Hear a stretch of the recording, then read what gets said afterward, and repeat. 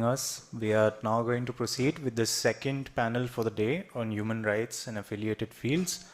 In the morning, we had Professor Rafael Pangalangan, and we were joined by two students, Lok Aditya and Neeti. Lok Aditya spoke about India's labor laws and the non-compliance with many international law obligations of India, or its refusal to take up those commitments, and how activism can help change that.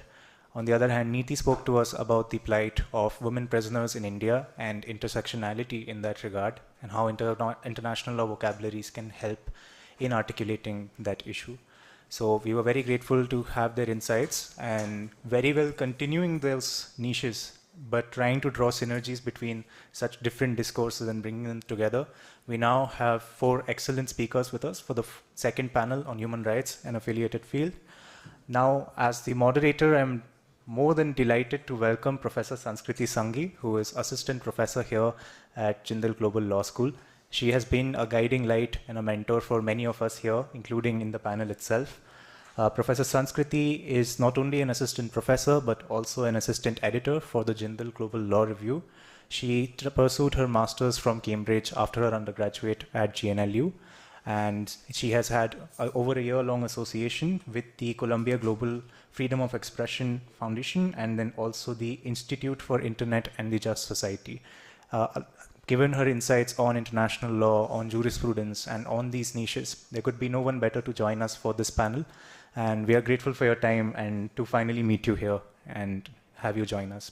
So with this, we declare the second panel open, and Professor Sanskriti, please take the floor.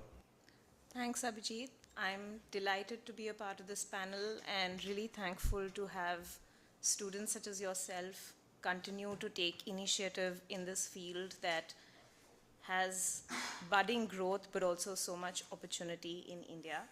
And I think the idea of opportunity is something that will run through the panel today in whichever way you want to elasticate that term, right? So I'm going to start with a very brief idea of what we hope to see as a result of this panel, and at the end we will return to certain reflections and see if that promise was fulfilled in some way. And I think it's interesting that, at least for me, failure is not the worst outcome either. So if we fail on these metrics, it'll be interesting to see what we make of that failure as well. So we start with the idea of opportunity, and as most of you have probably thought of at some point, what international law is that it is a site of knowledge in practice. And as a site of knowledge in practice, international law is ripe with opportunity. It's ripe with opportunity for operationalization and adaptation in domestic contexts, opportunity for multiplicity amidst oneness with situated universality, opportunity for challenge, change, and subversion, perhaps inversion. As these opportunities are approached from numerous vantage points, whether those be theoretical in practice or practice-oriented theory, particularly with reflexivity about the limits alongside the potential, new frames of reference begin to emerge, and that's something that has been the history of international legal scholarship for very long, both within Jindal, thanks to centers such as JFIEL and otherwise. So with that, it is my pleasure to again welcome you to a panel that Abhijit already welcomed you to. And I'm certain that, much like the first panel that I've been hearing about, the presentations that we witnessed today will offer us space for generative discourse around these new frames of reference, or regurgitating or rethinking old frames of reference. The terms of our engagement today, the four panelists here, myself, and the audience that's joined us, will be non-adversarial. I would like you to keep this in mind. Our view on this panel will be to explore and identify together, explore the frame of reference that's being proposed by your peer, and to identify further avenues, whether for research, writing, practice, or ethic. The format that we will briefly adhere to is a presentation or pitch of about 12 to 15 minutes, maximum extended to 2 minutes after that, with reflections from all of us present on that presentations in the 5 to 7 minutes that follow. Your reflections or comments, again, will be non-adversarial, with a view to think about either your research with that of your peers, or with a view to clarify aspects that you may not have understood. If time permits, we will reserve about 5 minutes at the very end for a short polylogue where we will all bring together our different ideas and think about what the main takeaways from this panel are. So with that, we'll begin, and I'd like to invite Aishwarya first to start her presentation.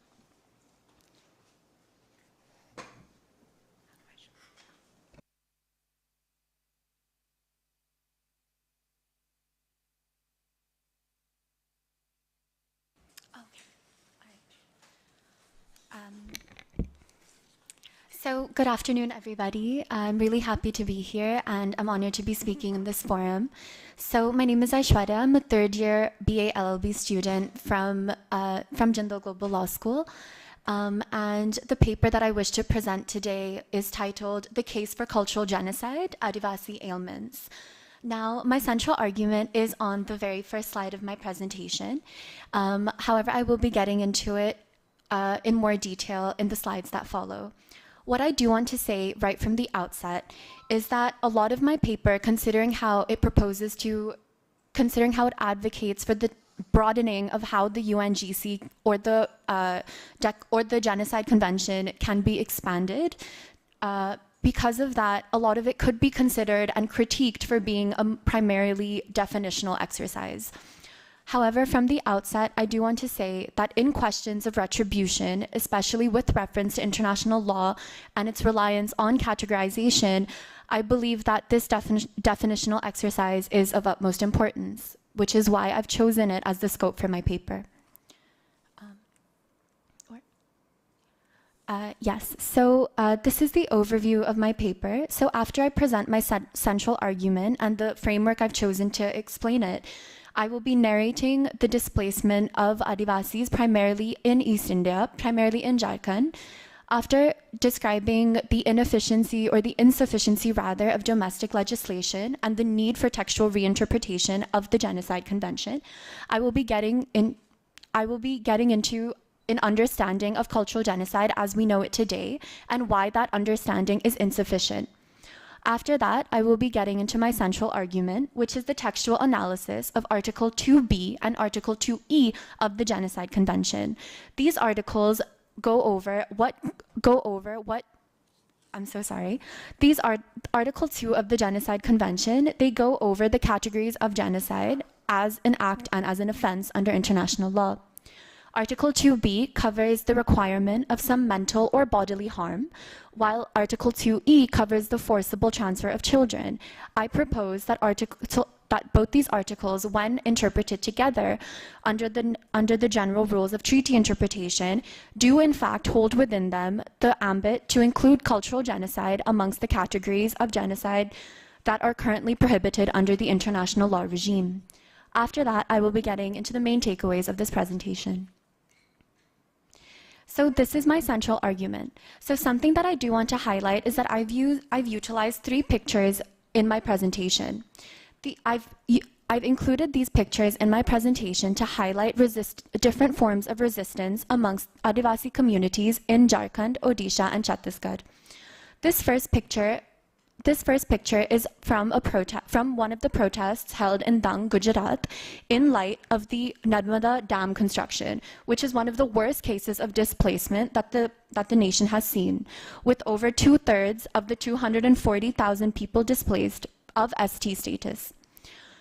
I've highlighted these forms of resistance in order to also acknowledge my own positionality as a budding scholar trying to present my views on these issues.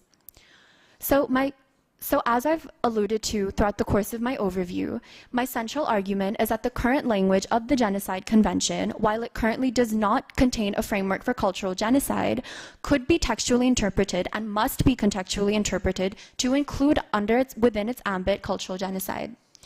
Regardless of the fact that it was initially excluded by the drafters of the UNGC, it needs to be textually read as to imbibe cultural genocide, particularly within the framework of land displacement. I'm sure that we're all aware that within the settler colonial context and within the state industrial complex that neoliberal India has currently seen, we know that those that are the most affected by land displacement do tend to be those of indigenous communities. Within this framework, I suggest that textualizing the UNGC further is critical. So before getting into the main textual analysis part of my presentation, I would like to briefly narrate the displacement that I refer to. Now, much of my analysis with this respect is with regard to Jharkhand's land bank.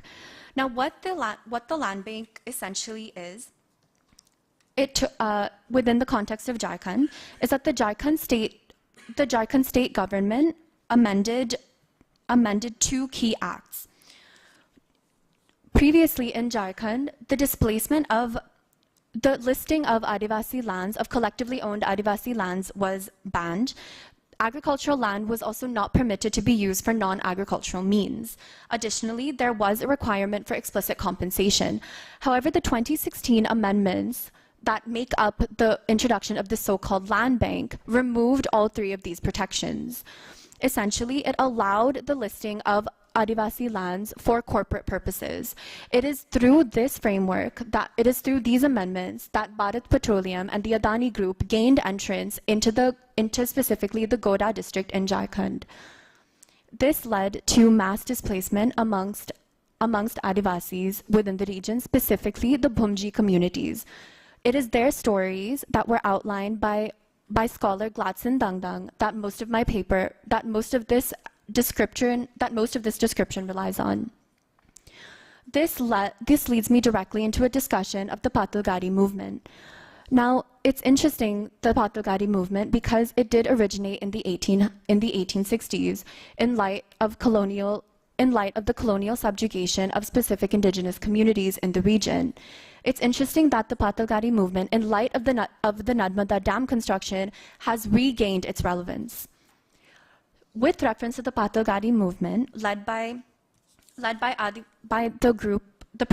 activist group Adivasi Mahasabha, the Patalgadi movement. Oh, sorry. Could you? Yeah, thank you. The Patalgadi movement mostly focused on the erection of stones, usually with text from the Constitution or from PISA 1996, in order to make specific communities knowledgeable of their rights. What happened in 2017 after the reinvigoration of this movement led by this group, this was responded to with violent state suppression. There were over 10,000 cases of sedition filed, and there was forceful detention. Almost 3,000 villages were left abandoned as a result of the state response to the movement. This leads me into an explanation of extraction education, which directly leads into my argument around forcible assimilation. Could you go back? I'm so sorry. Yes. So essentially, schools that have been sponsored by mining companies alongside the National Mining Corporation become sites of forced assimilation. The speaking of native languages are banned, as are symbolic representations of identity. Finally, I would like to briefly get into the failure of domestic legislation. I think the camera is actually blocking that bit of the slide. But with reference to the failure of domestic legislation to appropriately protect collectively owned lands, we know of PISA 1996, the Panchayati extension, and we also know of the Forest Rights Act of 2006. I'd like to now my criticisms of these 2 acts can be divided into 2 prongs: my theoretical issues with them, as well as my material dissatisfaction. With reference to the first, I'd like to point out that the conceptualization of indigenous collectively owned lands under both acts tend to buy into eco-romantic land essentialism. They equate Adivasi and indigenous existence to their land alone, especially land that is considered valuable by the neoliberal state. As a result, it rids indigenous communities of both their legal subjecthood, and in my opinion, I propose that it bars any further discussion of indigenous communities, of legal retribution of indigenous communities. my material dissatisfaction with them, with both legislation, is based in the fact that neither, while seemingly good on paper, haven't actually been implemented by state governments. Moving on. Thank you. So that brings me to how cultural genocide is generally understood. Now, despite the fact that the UN General Assembly Resolution 96 did in fact say that genocide is the destruction of all group identity, what ended up happening with the codification of the Genocide Convention, with Raphael Lemkin as a key architect of the same, is that cultural genocide was excluded from the Genocide Convention scope. However, as in line with Lemkin's argument, genocide is more than the mere biological destruction of a group. It's an attack on group identity. That's what sets genocide apart from other categories like crimes against humanity. You destroy the essential foundation of a life group. I would suggest that culture, symbolic interpretations, language, these are the things that foundationally that are the foundations of group identity. If you destruct them, then that is necessarily the first step of the physical destruction of a group, and it should be held to those same threshold and that same standard. With reference to the over-reliance on categories, I suggest that the emphasis on locating on positive group identification, trying to define a group by exactly what they are, as well as the emphasis on locating an objective special intent of the genocide there, or of the genocide perpetrator. This over-reliance on objective categories prevents us from simply calling something as it is. For example, Prosecutor versus Kierstik, which was an ICTY judgment, drew an artificial distinction between forceful assimilation and genocide, even though I would argue that they're essentially the same thing, or at the very least that the first is a precursor to the latter. Moving on. So this is the main crux of my argument. So this is the exact text of Article 2B and D. So in the present convention, genocide means any of the following acts with the intent to destroy. Article 2B, causing serious bodily or mental harm to members of the group, and Article 2E, forcibly transferring children from one group to another group. Moving on. So this is essentially my case for why Article 2B could be read to include cultural genocide within its ambit. So first of all, there was no attempt by the UNGC drafters to actually define the contours of mental harm. The mere fact that mental harm is included alongside bodily harm means that the drafters of the UNGC necessarily considered them as definitionally separate. With reference to case law, Prosecutor versus Blagojevic is important in this context because that was one of the first cases, despite the fact that it is an ICTY judgment, it's one of the first cases that recognized mental harm, even where there were no physical symptoms of the same. So in addition to that, Prosecutor versus Krasjenik, you must forgive my pronunciation, stated that forcible displacement as constituting serious mental harm, contributing to the group's destruction, whole or in part, would be considered genocide under the meaning of Article 2B. With reference to Article 31 of the Vienna Convention on the Law of Treaties, good faith interpretations of articles based on their ordinary meaning is key, unless that results in mischief. I would contend that, frankly, excluding cultural genocide, the destruction of the foundation of a group's identity from the meaning of the Genocide Convention, is absurd. That exclusion is what produces mischief. If I may, how much time do I have left? You're at 12 minutes. All right, thank you so much.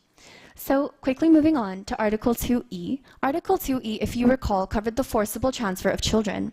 I would argue that this also imbibes within it an implicit ban on all coercive forms of assimilation, which I would read with the example I gave you about the boarding schools, specifically the Education City, Adani Vidya Mandir, and the Kasturba Gandhi Residential School currently set up in Odisha, which currently has over 31,000 students. Now, with reference to assimilation, when you forcibly transfer a child from one area to another, you essentially stop the flow of cultural information about their own group, about their own identity from one generation to another. You put a stop and a bar on the continuation of the group identity, which, if you may recall, is defined as genocide under the ambit of Article 2. This was something that was discussed in the sixth Committee on Forcible Transfer at the time of drafting.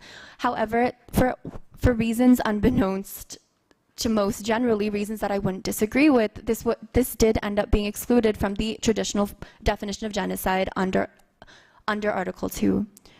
Moving on to the next slide. Right, so the key takeaways from my presentation that I want to be highlighted is that, first of all, coercive assimilation, especially when it's in the name of the state patronal benevolence, needs to be considered an internationally wrongful act. This is specifically because of the failure of the Indian state to acknowledge these forms of violence, of implicit violence against indigenous communities, especially as our state continues to deny the existence of indigenous groups to begin with. Additionally, the heart of the UNGC, of the Genocide Convention, is the protection of group identity. At the end of the day, you cannot ignore the culture and the symbols that draw a group together, that define that group identity to begin with. If you leave that out of the collective interpretation of Article 2, that does amount to an absurdity. And finally, it is possible to interpret Article 2B and 2E together to imbibe that cultural genocide. That is in no way resulting in mischief, and it's in line with current rules of treaty interpretation and in line with the objective of the UNGC. With that, I would like to conclude my presentation, and I would like to thank all of you for giving me this opportunity. Thank you.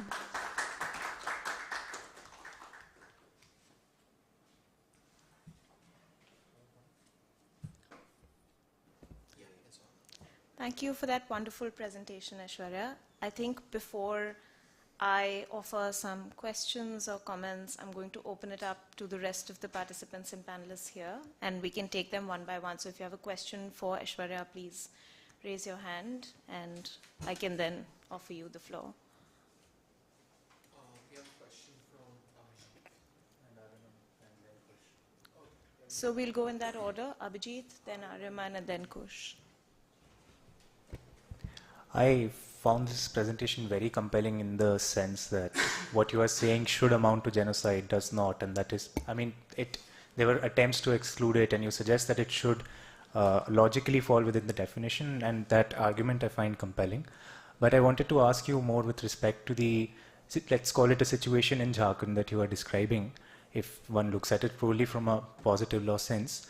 Strategically, do you think it is really like the best choice to look at the crime of genocide as opposed to something like ethnic cleansing, if one wanted to make a compelling case to current audiences that this, even in the law as it stands, amounts to a crime? Because of that exclusion from the drafting, and because, I mean, the Genocide Convention, as you mentioned, like ICTY, ICTR, these came 50 years after the convention was drafted, and it's been piecemeal reform one by one. I mean, this Akash Yesu judgment, it took 50 years for a tribunal to declare that the trigger warning here, but that sexual violence against women could amount to genocide. And that seemed like a very basic intuition even within that the limited drafting of this convention. So my point being that, of course, like the argument itself is compelling, but if one were to only look at the cause that you are championing through the presentation, do you think that strategically international law offers a better vocabulary than domestic law as it stands in the mainstream? Right, so thank you so much for that question. So, this is actually something that I did grapple with while I was thinking about my paper. Essentially, is this a purely definitional exercise? Would this be a better solution than, say, domestic reform? I would argue that it is. So, with reference to your point about ethnic cleansing, I would reference William Shabazz here. So, he in 1992 made that distinction. My apologies. He made that distinction, and as did the 1992 Commission of Experts on Yugoslavia. So something they did was they made that distinction between ethnic cleansing and genocide. Ethnic cleansing is when you through force try and render an area or region ethnically homologous. So at At that point, ethnic cleansing is something that is rather different from the act of genocide. Within this ambit, the reason I say that this is important, it's important to expand the Genocide Convention to include cultural genocide, is because because instinctually I would make the argument that it should be. It's the basis of group identity. With reference to Jharkhand situation specifically, or rather the situation occurring in East India more generally, we know that from Prosecutor versus Akaisu, we know that motives, even if genocide is taking place alongside some other motive, it still can be considered a case of genocide. In this case, you have a state sort of acting under this veneer of benevolence, saying we're helping those that are primitive, we're helping those that are backwards.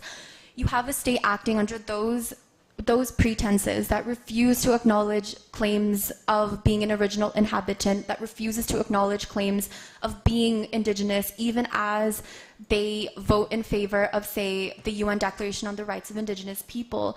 That's the kind of state that we're dealing with. And we know that even as forced displacement occurs because of economic objectives, we know that this is what constitutes the intent that goes into that. So when you read intent together with displacement, in my opinion, what I propose is that that equivocates to genocide, and it should be read as such. Thank you. Thank you very much. We have Ariman after this. Hi. So my point is more of a rhetorical question in the form of a reflection. So you mentioned the Sixth Commission very briefly.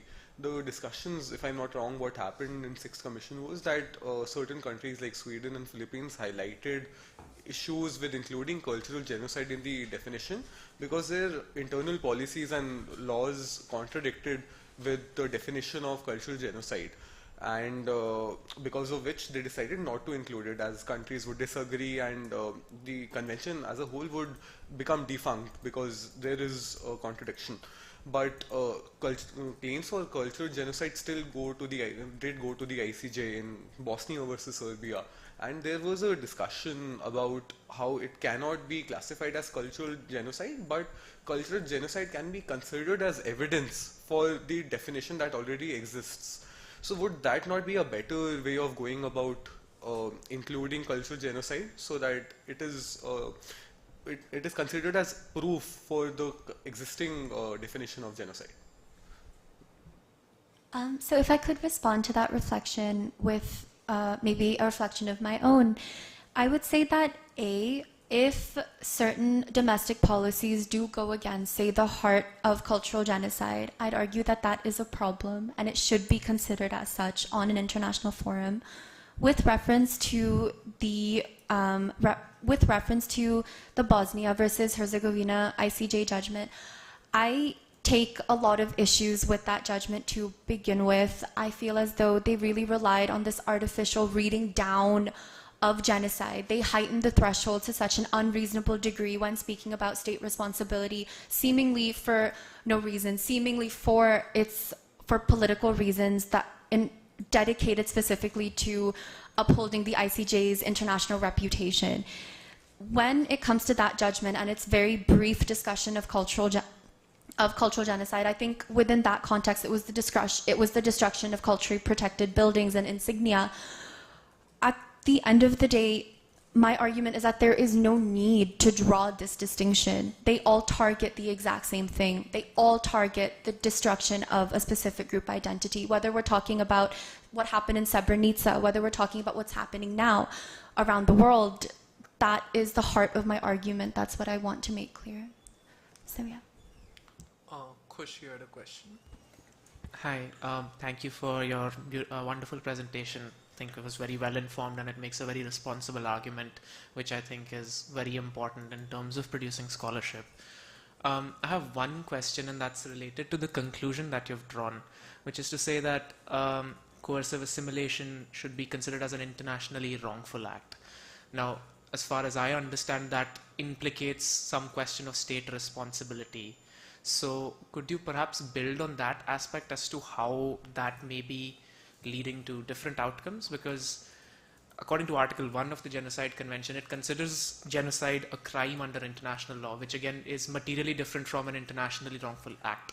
So, would just like to hear your reflections or more on what deeming genocide as an internationally wrongful act could do, and in terms of, well, let's say a situation that has taken place, how do you essentially then respond to it with a reparative or a reformative idea in terms of state responsibility? Thank you. So just to respond to that question, now I do feel a little bit like I'm speaking out of turn, because the scope of my paper, as mentioned in my introduction and on the slide, the scope of my paper does not get into questions of state responsibility or individual responsibility. This was merely which is why I honestly could be completely off base with reference to what I say after this point. So with reference to questions of responsibility, as we know, genocide is a peremptory norm under international law. So peremptory norm under international law. So at that point, there's been a lot of debate around whether or not we should consider genocide as a just cogens norm or not, whether that would unnecessarily heighten the threshold for a crime that is already extremely difficult to prove. So, but as both a crime, perhaps within respect to, say, the situation in Afghanistan, or with reference to both IC2I and ICR judgments, and as an act, so say within the context of Bosnia-Herzegovina and Serbia. So there's been a lot of debate around questions of who exactly do you hold responsible? How do you hold someone responsible? Is it enough to merely ask for reparations, say, for example, under the draft articles on state responsibility? Are reparations enough? Can you, at any point, can you hold somebody accountable to the level that they should be held accountable if they've incited or if they've committed genocide, or if the state has incited or committed genocide?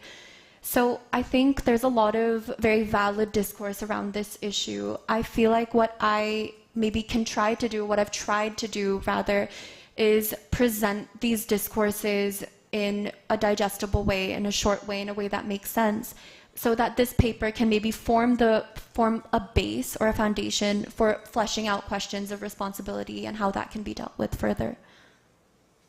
Thank you. Thank you. Thanks, Aishwarya. I think we have time for one more question before we come to my questions, which are also fairly lengthy and fairly substantive. So any one more question? Yes, yeah, let's go with Faizan.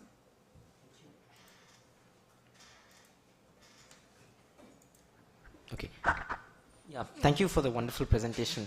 So I kind of agree, like, definitionally, of course, the way you presented that there's no reason why something like ethnic, like the, eviction and all the broad identity-based harm that's caused to indigenous communities should fall under the definition.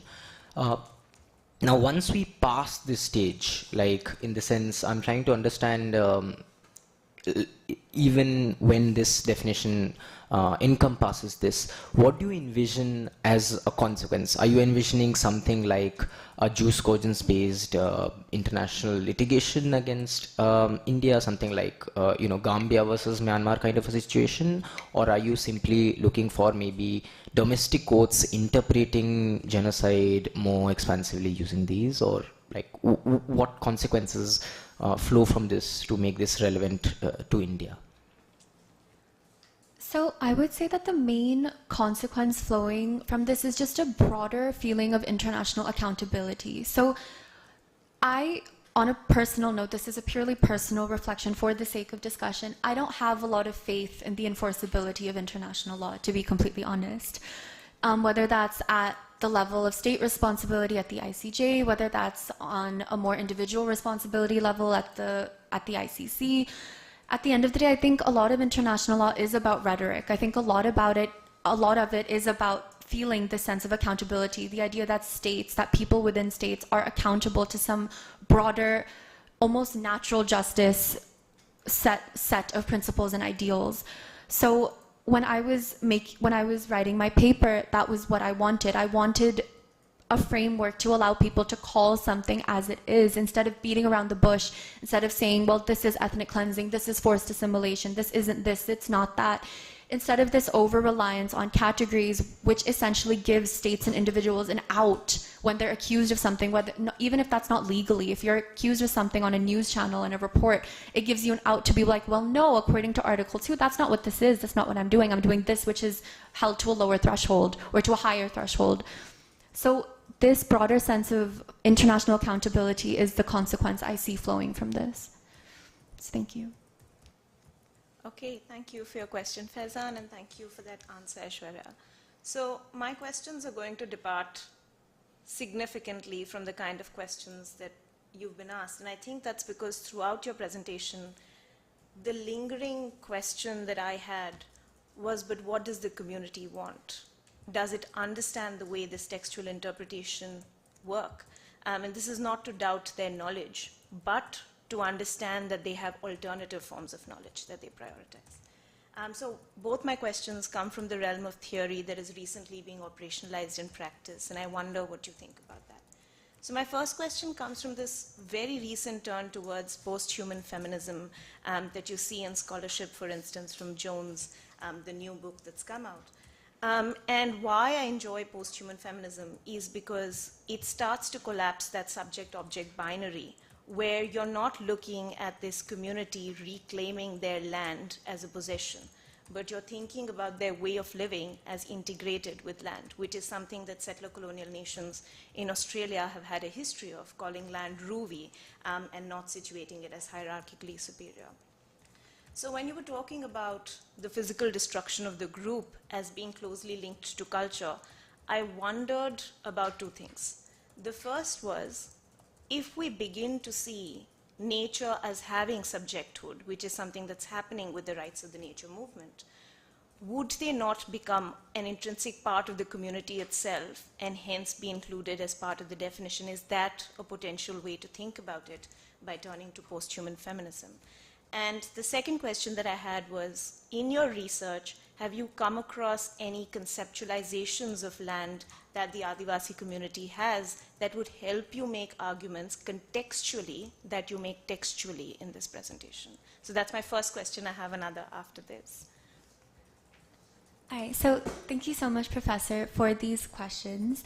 So I think it's actually really interesting that you bring up post-human feminism and collapsing that divide between subject and object. So I was recently reading something by Irene Watson, and something she spoke about was exactly what you alluded to, the idea that different communities have different ways of knowing. They have different ways and means of building knowledge. And so that's why when you ask that question about what do these communities specifically think about, what would they say about this argument? What would they say about the fact that what's happening should be considered cultural genocide? So actually, in my paper, something that I found that I prefaced the paper with was a quote from Casey Mardi, who's the founder of the NGO Sarjom.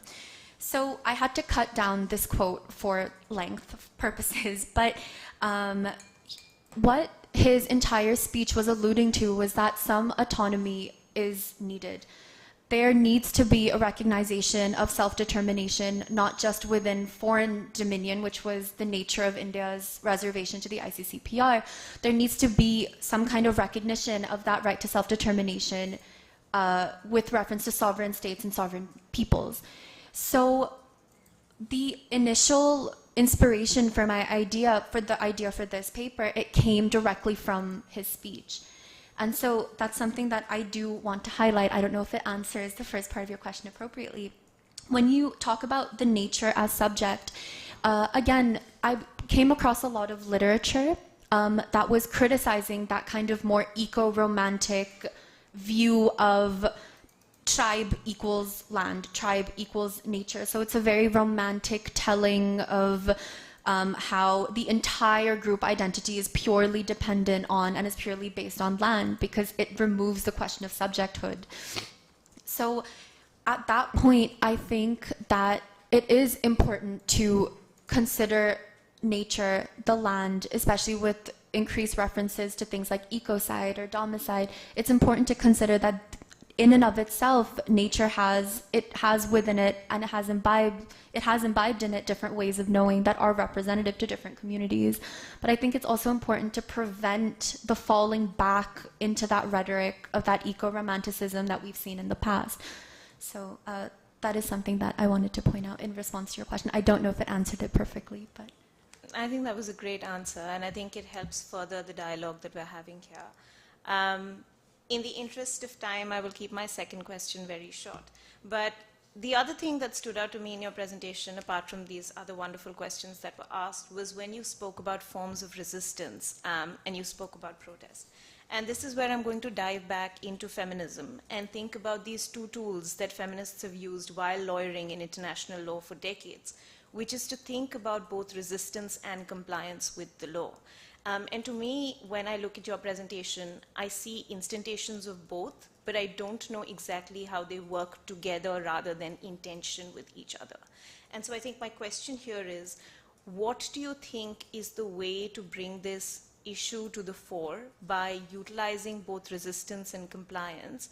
And where then does compliance get situated vis-a-vis international law, domestic law, and are the two working together against the resistance and then separately when it comes to compliance? So lots of moving parts in the question, but I think I'd be interested in hearing how you think it is that the state as a monistic entity and a dualistic entity deals with resistance, and whether it's effective in breaking it down when it comes to such instances. Okay, so thank you for your second question. I must say that I'm a little scared to answer it. But with reference, I'll do my best. So with reference to resistance specifically, I think that the way that the state has responded to resistance specifically has left a lot to be desired. So I think that the state is oftentimes involved in this dual act of dispossession, where you leave communities that are otherwise left on the margins to begin with, you leave them with nothing but their bodies. You leave them with nothing else except for themselves and their own bodies and their own active resistance.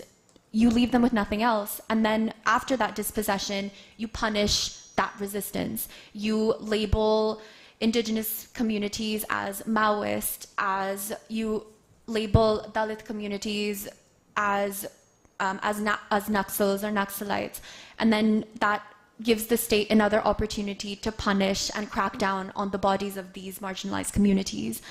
So I think it's very, very difficult in that kind of an environment to then talk about compliance, because what exactly could you comply with productively, that is? If you say, for example, with reference to PISA, the Panchayat extension, if within a Gram Sabha meeting, within a village council meeting, you want to contest, say, the Adani group coming and building a dam and dispossessing 250,000 people, where is that compliance going? A lot of the times it's a fruitless cause, it's a fruitless protest. And so you have a state that leaves people dispossessed with nothing else to turn to but active resistance. And then when you start looking at that from an international lens, from the international forum, you lead into so many other issues with reference to self-determination, how that can clash with claims to territorial sovereignty. And at this moment in time, I think that compliance is in some ways not pointless, but I think it's definitely less effective than active resistance. I think when you try to put them together, compliance can maybe be the base, but active resistance is where you'll see the most change actually occurring, both domestically and internationally. So I hope that did something to answer the question. Thank you. Definitely did. Thank you so much. We're now going to move on to the next presentation. So can we please have Vaneet start with their presentation, please?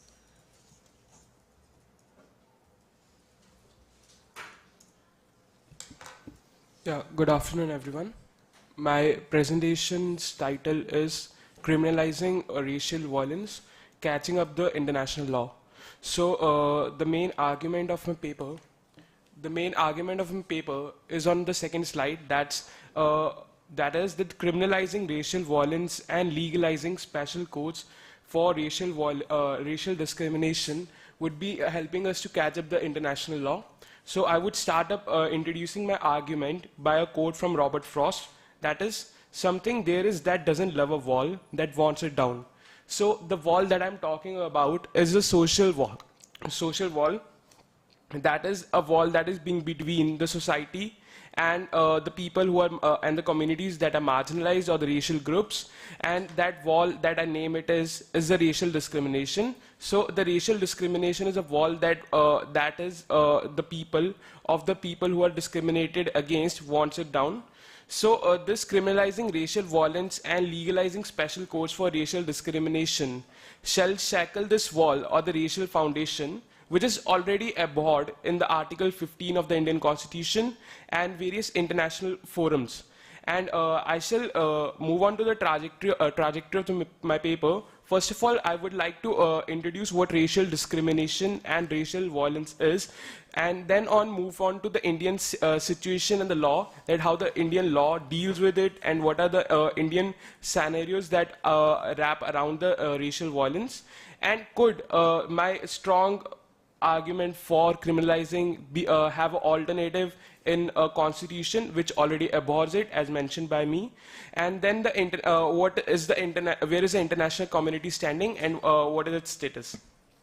So first of all, let's understand what racial discrimination is. So it's not working. Can you just move on to the next slide? Thank you. So the discrimination based on color, race, color, descent, or national origin is termed as racial discrimination by International Convention on Elimination of All Forms of Racial Discrimination, abbreviated as ICARD. So any discrimination that may happen on the basis of descent. So the descent is one of the controversial topics that starts coming up, because it goes on to create a distinction that can caste be also included into this form of racial discrimination. The answer to which is yes, because the UDHR, that is Universal Declaration of Human Rights, Article 2, talks about the social origin and the discrimination wrapped around it. So the caste could also be considered as one of the forms of racial discrimination, and that is being recognized by amended ICRD and recognized in India as well. So Mandela versus Dowley elaborated upon the meaning and gave up the segments like, okay, so the group should have a specific descent, or they should have some different religion they follow. So they also widen the scope of the racial discrimination to include the discrimination against religion.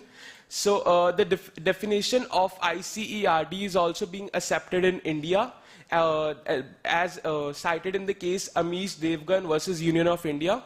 And as I mentioned, the caste atrocities are a form of racial discrimination which is being recognized in ICERD, and the same definition has been recognized in National Campaign on Dalit Human Rights versus Union of India. The Article 15 differentiates caste and race, but the Supreme Court says despite this differentiation, the discrimination against caste could also be termed as racial discrimination in light of Article 51 of the Indian Constitution, which says the foreign policies should be upheld as well. Moving on to my next slide, that is what is the Indian situation and the relevant laws. So as I've been mentioned that the law against, or the provisions against the racial discrimination are there in Article 15, but how effective are they shall be the question in the slide. So Indian Penal Code is insufficient for dealing with the racial discrimination, as could be noted that Indian Penal Code was insufficient for dealing with the casteist violence, which I have termed that it is also part of racial discrimination. And the same insufficiency was recognized in the case National Campaign on Dalit Human Rights versus Union of India, and due to which the Act Caste Atrocities or the Prevention of Atrocities Act of 1989 was drafted to prevent the atrocities or the violence against the caste, a form of a racial violence. Now, why am I making an argument of criminalizing the racial violence? Due to the inefficiency Can you just move on to, yeah. Due to the inefficiency of the IPC, the criminal law, due to the inefficiency of IPC, we need a new act. So the new act should be a criminal law because the criminal law has a deterring effect. Despite being having a proper social awareness about the racial discrimination through Constitution of India and a wide discourse around it, it still persists in India. As I would quote some of the instances that that the people who face racial discrimination or racial violence has faced. Like they have quoted, like, "Usko bahar fek do," the owner of the shop said. And then I asked her, "Excuse me, ma'am, why are you behaving like this?" Then a person came and pushed me because I didn't go out. And the lady pulled my hair. I was stuck between the two people. So this was described by John Choria, a northeastern origin individual, and she faced this violence because her origin was northeastern. And the same violence is being faced by the non-white foreigners, especially the African migrants. Like Imran Uba, upon returning to Nigeria from his studies in Noida, will likely tell his family and friends about how an angry mob beat African students so badly that they had to be hospitalized. So despite this discourse, the persistence of racial discrimination brings in a strong argument that the criminal law should enter into and start the deterring effect that will end up the racial violence that is still persisting in India. So the criminal law will help in enforcing the UDHR, that is the removal of discrimination against social origin and the racial people. And apart from that, if I may bring in the notice of the panel to the title of ICARD, that is International Convention on Elimination. So they talks about the elimination of racial discrimination, which could be done by criminal law.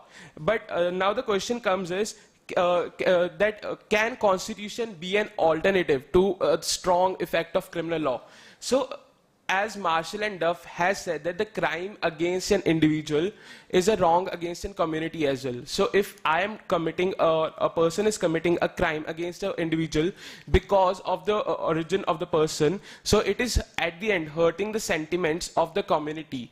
And this is being insufficiently dealt by IPC because, as I've already cited, that there are persisting instances of the same, and the IPC has no specific provisions of dealing with them. And this, the insufficiency of IPC is surmounted by the procedural law, that is CRPC, because the stereotyping and enforcement agencies persist as well, because the people who are enforcing IPC are also stereotyped in a way. As I would cite, a Gurgaon police officer held Bruce K. Khandkal and say, "Where are you coming from? Are you coming from Nepal, Bangladesh and Thailand?" And he held him for some 2 hours without any reasonable justification. So the CRPC and IPC, the criminal law of India at this moment, is insufficient. But will constitution be a remedy or a effective remedy against the criminal law? So first of all, the state failure is one of the main aspects that the constitution cannot be considered an alternative remedy for pushing off the international law, because there are a lot of pendency of cases in SC and high courts, and the Article 15 could be enforced by writs. And then there is also a case of horizontal violation. If a person makes a horizontal violation or the fundamental rights are being violated by a person, not a state, then the person first of all cannot directly approach to Supreme Court, and the remedy to the violation is also very time consuming as against the criminal law. And then the deterrence, there is no deterring effect of the constitutional law cases as at par with the criminal law cases, because the people or the who are committing those crimes do not have any deterring effects except the individual who is committing those crimes.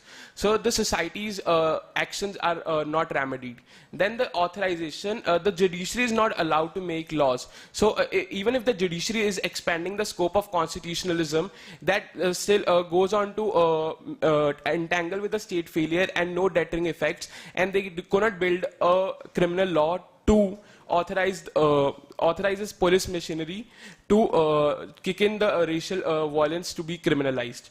So now I will move on to the lessons for and from the international community. The solution that I'm proposing is not uncommon, and it has been implemented in Australia by the Racial Discrimination Act of 1975, where the Part 4 penalizing certain racial violence acts and even racial discrimination acts, and the similar requirement for India was recognized in the case Kaushal Kishore versus State of UP via Supreme Court. And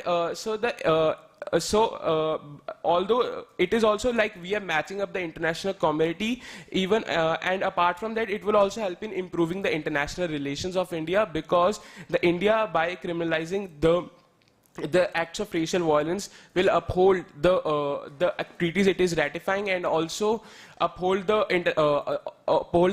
international standards of human rights. Moving on further and concluding my paper.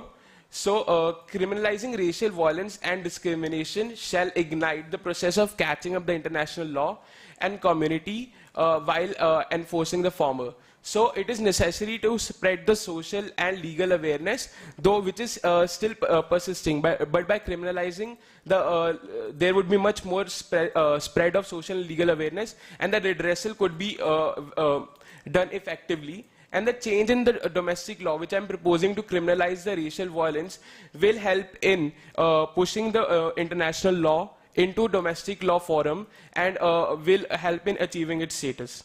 Thank you.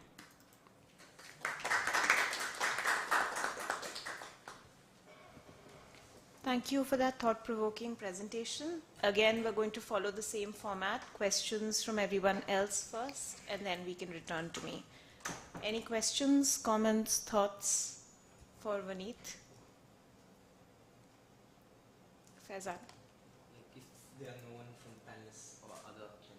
Yeah, Faizan, you go ahead first. Yeah. So I think...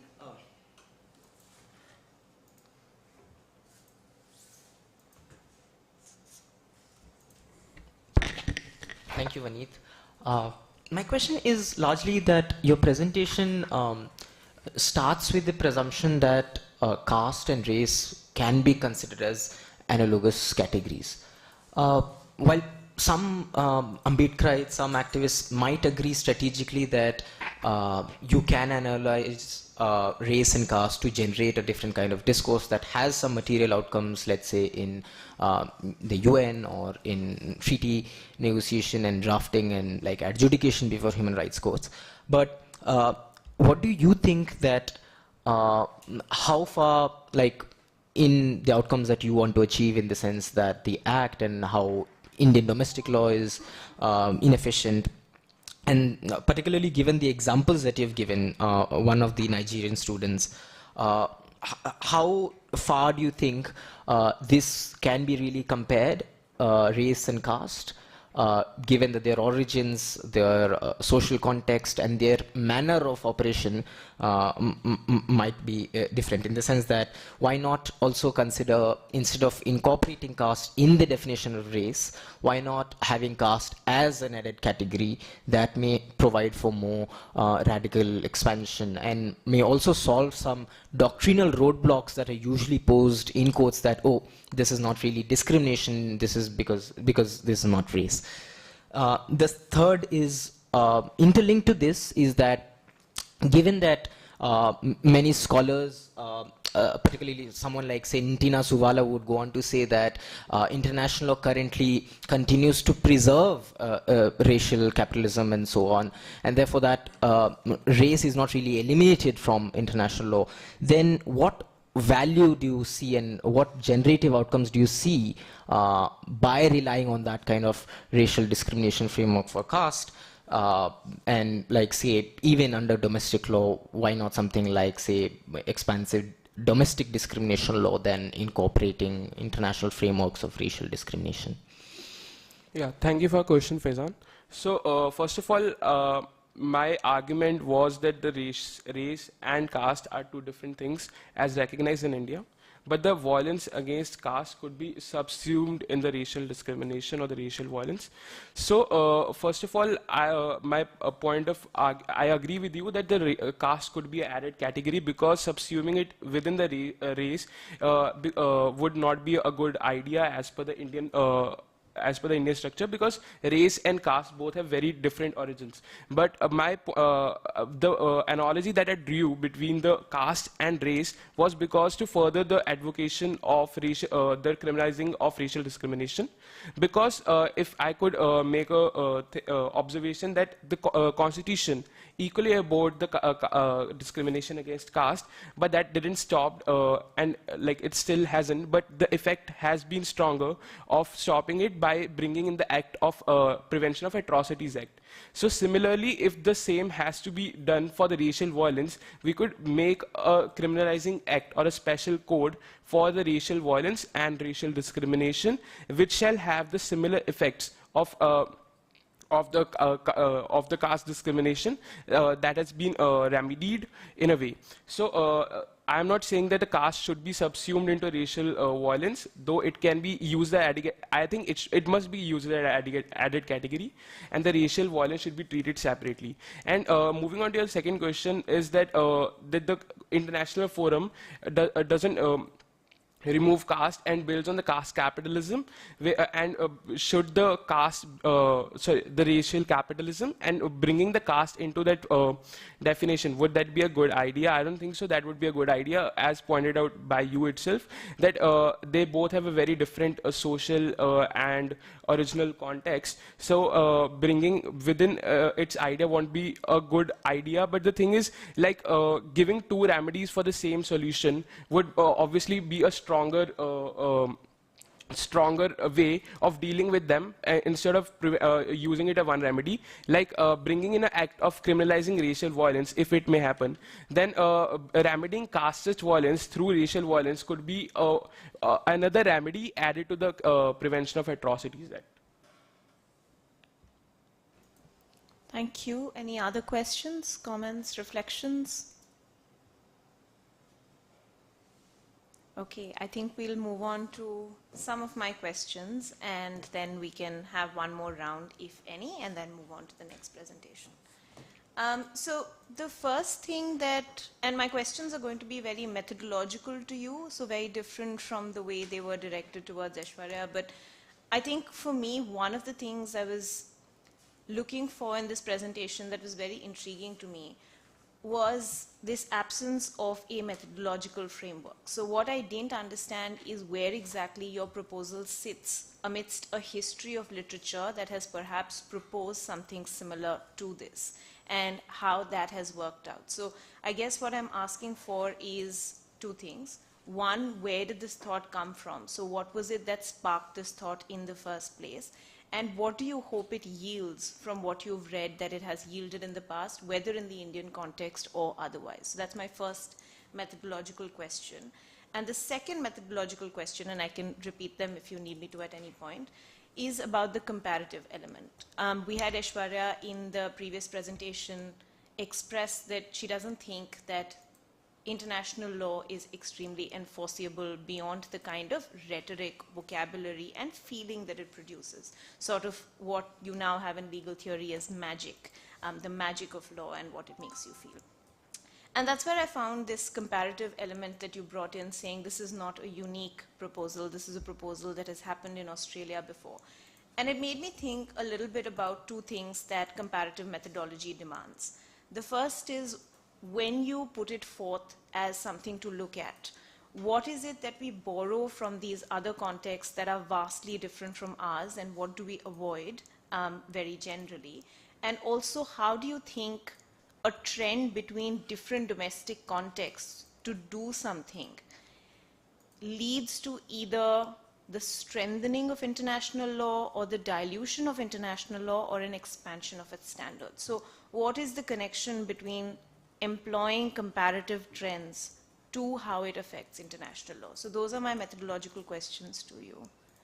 Yeah, I'm not sure that I would be able to answer them perfectly, because like I just stepped into the arena of international law.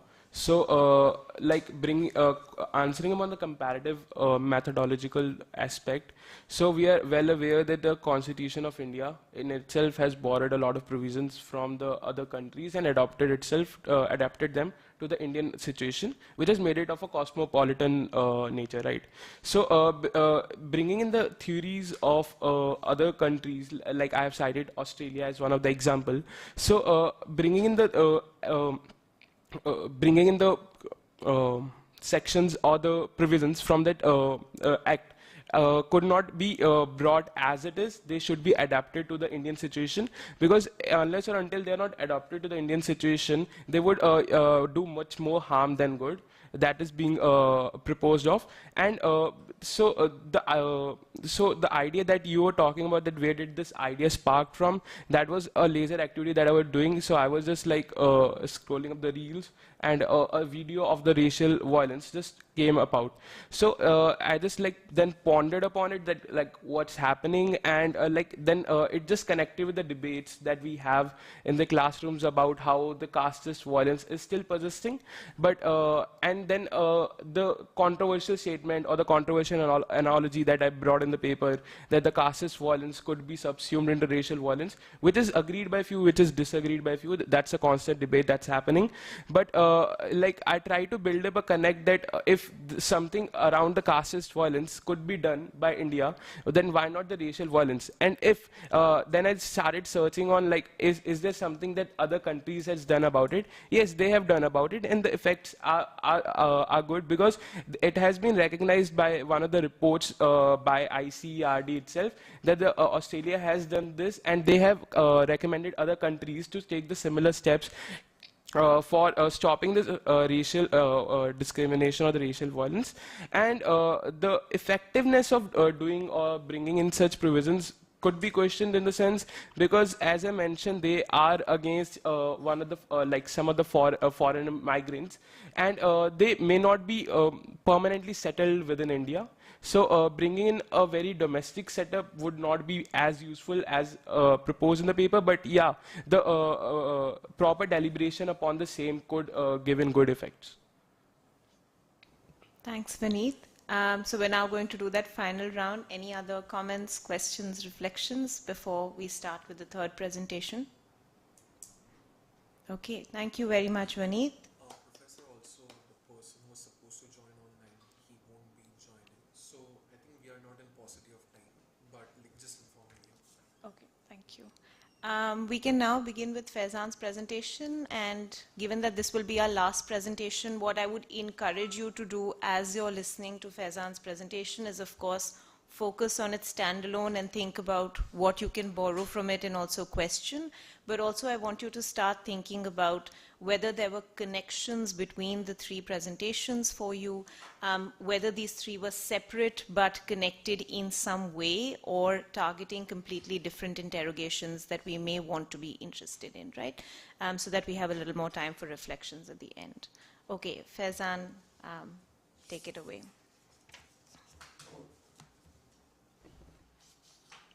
Yeah, before I start my time, I think I'll just take the liberty of the extra time we have to start with thanking you all, my colleagues Rishabh, Abhijit, Prajwal, Khush, Tamanna, Ariman, who have organized this conference. I think Sanskriti spoke of opportunities of international. I think this is one such very critical opportunity for students at the undergraduate level in India to engage scholarly with international law. So really thankful for that. Coming to my presentation today, which is on India, citizenship and TWAIL. Most of the ideas that I'm bringing here were developed during my course on TWAIL under Professor Chimney, and the things that I'm using are research that we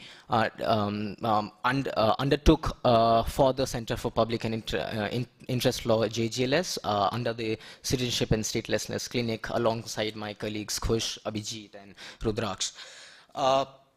So, next slide. Okay. So, till now, what we know about international law in India is, particularly Indian courts, is how they are used to interpret fundamental rights. Like, you know, we have seen it with Vishakha, we have seen it with, you know, the gramophone case, the Nalsa case, how they've incorporated, you know, judicially human rights and so on. On the other hand, we can see there's a kind of a categorization of, say, when it comes to matters of refugee rights, citizenship, petitions are summarily dismissed, and the kind of engagement is either absent or totally, neglected in language of, say, national security. The third context that I want to bring about is the CA and RC, where it was such of a concern that many centers and reports regarding India's international obligations to prevent statelessness, due process, etc. have come out. So the question that arises is, how do we see this? Do we see it as an opportunity for international law to be argued in Indian courts? Can it also tell us about some constitutional framework limits and the limits of our domestic jurisprudence? And finally, how can TWAIL scholarship enrich this existing body of scholarship and talk about human rights application?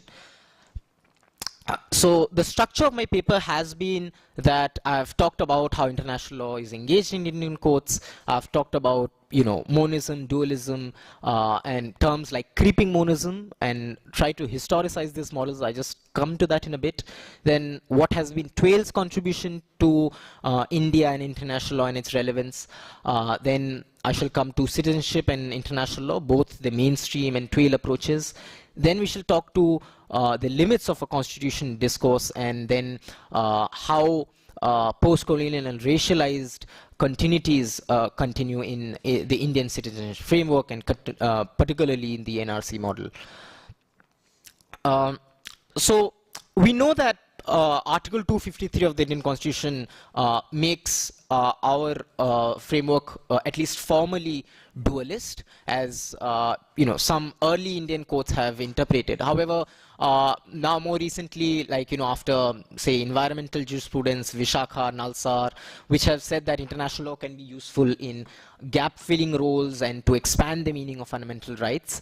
So people like Aparna Chandra now argue that actually the practice recent has been towards judicial incorporation of international obligations, even without requirement of parliamentary approval. Now, TWAIL's agenda has been to historicize and engage with the power structures embedded in international law, and they depart from mainstream discourse, which has been about, at best, how international obligations can be enforced in domestic legal systems, or what definitional inadequacies or inconsistency has been in application. Now, when we come to, say, at best, when we come to Aparna Chandra's paper, which is taught in some law schools as well, the maximum we know that is that we have monism and dualism, and they're presented as two options, in the sense that we are not really taught about its origins and how these doctrines came about in the first place. We are only taught that you could either have a system of monism or dualism, and you have to go with these options. So the task of TWAIL becomes important to historicize, and Chimney also claims that scholars from the periphery, particularly from the global south, have an added duty not to be just for or against international law, but to devise strategies to cope with it. And he calls for more interdisciplinary scholarship as a way of understanding these deep structures of capitalism, caste, gender, race, and so on. Now, when it comes to the history of dualism, we see that it's completely divorced in our, our scholarship in law schools. Professor Raja points out that dualism was a phenomenon that came in late 19th century in common law, and that is, going synonymous, simultaneously with the positivist currents in English jurisprudence. We have Austin command theories taking place, where gaining a rapid significance that, international law doesn't exist, it's not real because it lacks a sovereign, and it lacks enforcement mechanism, and so on. And therefore, as a result of this departure, where you could divorce an idealist element or you could divorce a moral element from international law, then it becomes very easy for England's justification of its expansion of empire, of the activities of the East India Company in the colonies, and so on. And he points out that as a result of this, you were able to avoid, and he's relying on early cases of extraterritorial jurisdiction, cases like the Somerset case where slavery is engaged with, and the kind of arguments that are raised in English courts are about that, okay, this is not recognized under English law, but it may be recognized elsewhere. So they're trying to divorce that and rely on positivism to separate international law and then finally codify dualism, and that is used to justify, say, opening of the seas to navigation, freedom of the high seas, forcefully impose the notion of the freedom of commerce, and harmonizing, commercial law and so on. Now, in India particularly, the language of international law, like I saw, there's a clear split that we can see between socioeconomic rights, whereas when it comes to nationality, etc., there's a different kind of language that is being used. So, for example, in 1955, the Supreme Court said that the Foreigners Act confers absolute and unfettered discretion to the central government to expel foreigners. So, these developments are taking place. Then in Sarvananda Sonowal, we see that the entry and exit of so-called, what the Foreigners Act uses is the term aliens, that an incident of the state's territorial sovereignty, international law does not prohibit the expulsion in mass of aliens per se. And they say that every state, by reason of its territorial supremacy, can be competent to exclude aliens from the whole or any part of its territory. So again, there's an emphasis on the sovereign domestic law, etc., and territorial supremacy and so on. Then most recently in 2021, we see that in the 6-page Rohingya deportation order, there is no engagement at all with with the arguments of international law. In fact, C.U. Singh, who was the counsel for UNHCR, was not even allowed to present their arguments before the court and was summarily dismissed. And the Supreme Court even responded saying that it cannot comment upon something happening in another country meaning Myanmar. Then we see that in context of the Indian constitution, it was considered as a watershed moment because it envisaged a jus soli based citizenship, meaning citizenship based on birth based and not really based on any ethnic origins. And Neerja Gopal Jayal, in her very influential book, Citizenship and Its Discontents, argues that these conceptions were always at tension.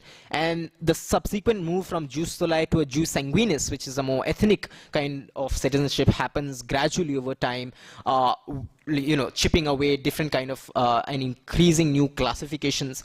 And the origins of them continue to be at the religious, communal divide between Hindus and Muslims, and located at the birth of the, Indian state.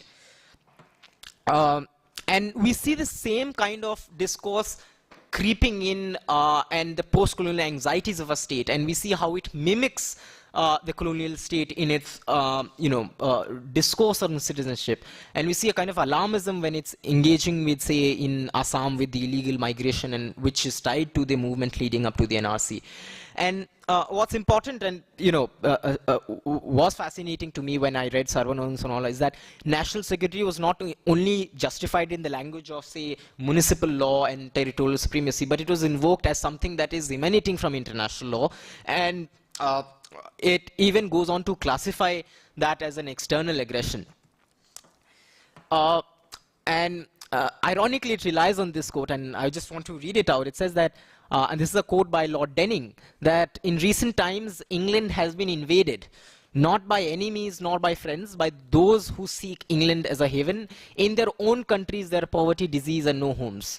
While in England, there is social security, and they're saying that and the quote ends, and Sarvananda Sonowal's quote is saying that one of the most respected and learned judges of the recent times has termed the influx of persons from erstwhile colonies of Britain into Britain as invasion. Ironically, who is being referred to as, the invaders? Lord Denning is referring to, erstwhile Indians coming to Britain to find new jobs and so on. And we see these undertones, throughout later cases also, like, you know, in 2014, when the implementation of the NRC process was directed, they reiterated Sonowal claims of colonial census officer Mullen of 1931, who said that there was an invasion of a vast horde of land-hungry immigrants, mostly Muslims, from the districts of East Bengal. And moreover, even the governor's report and article after article has been written by people in Assam, particularly Aman Wadood, who has been very active in the Guwahati High Court in litigating for NRC cases. And he writes, and he's pointing how the governor's report said that there's some threat of it becoming a Muslim majority region, and it will only be a matter of a demand when there will be a demand for the merger of Bangladesh. These are things that, like, you know, the discourse on citizenship and in domestic courts are informed by. While international law and domestic law pretends as if these are apolitical, ahistorical discourses. In the mainstream, we know that international instruments such as Article 15 of the UDHR, the ICCPR, codify a right to nationality and from arbitrarily depriving a person of the right to enter his own country. Similarly, there's a large consensus that this has achieved some customary international obligation, at least in some scholarly literature. The most progressive, I think, in my opinion, has been the Inter-American Court of Human Rights. So there was a case of the Dominican Republic where it said that you know, this is also a matter of discrimination and not just a loss of nationality. So there are limited justifications that states can provide, at least under international human rights law. Again, I'm not saying that, like, it's the end-all solution to everything or international law is perfect, and I shall just show how even within those discourses, the mainstream discourses can be at best understood as bare minimum consensus of some minimum standards. So what does international law offer then? My focus in this paper has been about what is happening in Assam, and that seems to be out of the vocabulary of domestic Indian law. So international law may have a term for what is happening: statelessness, citizenship deprivation, and so on, whereas domestic law continues to characterize it as aliens, migrant refugees, or foreigners, or invaders, and so on. So the good is that some decisions can be hopeful. For example, the Inter-American High Court of Human Rights decision in the Haitian case, which said that Dominican Republic's change in citizenship laws not only violated the duty to prevent citizenless as a customary international law, but also showed a racially and ethnically discriminating character of citizenship. There are also limits to this. So one of the biggest limits is that and I see this as a both-way contribution, that how do we understand IL practice, or I mean the practice of India? Positivists might say that whatever scholarship and whatever cases, etc., that we have is either of citizenship deprivation, where someone has been, was a citizen of a country and that citizenship was revoked or deprived, and so on. And this, in fact, is something else. Like, the Indian government continues to argue that this is not citizenship deprivation, but this is something like citizenship verification. That means that you are never a citizenship to begin with, so we are actually not depriving you of any citizenship. So these are one of the doctrinal difficulties. The second is, do we see the NRC as then as a violation of human rights norms, or do we see it as inconsistent state practice that could perhaps challenge the customary base of citizenship deprivation itself and the duty to prevent statelessness? The third is, what we looked at the citizenship clinic was due process norms under international law. And we found that they continue to rely on classifications of civil and criminal trials. And then the question is, how do we classify what's happening in Assam? Now, in almost all countries, this is done by either executive or judicial, and they're like, you know, civil penalties. The maximum is that, okay, you're deprived of citizenship or you're deported. But what's happening in Assam is that you have detention centers where you're detained. And we will find that in ICCPR commentaries, how criminal trials are defined are more expansive, in the sense that any punishment that is retributive and is trying to detain your liberty can be considered as a criminal trial.